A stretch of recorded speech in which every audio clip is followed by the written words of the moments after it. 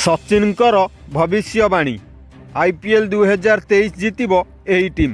दोस्तों जदि आपण माने भी जानवा चाहते यही टीम विषय वीडियो को लाइक करी चैनल टी सब्सक्राइब कर दिंतु।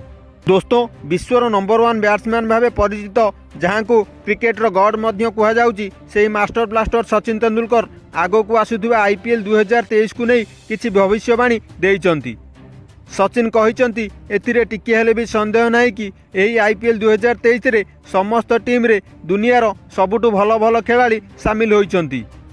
गत आईपीएल विजेता गुजरात टाइटन्स हार्दिक पांड्या नेतृत्व में खूब भल स्थिति रे रही, किंतु पूर्वर 5 थर आईपीएल टाइटल जीति मुंबई इंडियंस एवं 4 थर यही टाइटल जीति चेन्नई सुपर किंग टीम को हल्कार नबा सबुठु बड़ बोकामी हेबो। आगकू से कहते चेन्नई सुपर किंग टीम रो अधिनायक एमएस धोनी को रणनीति को नहीं समस्ते बहुत भल भाव परिचित अटंती।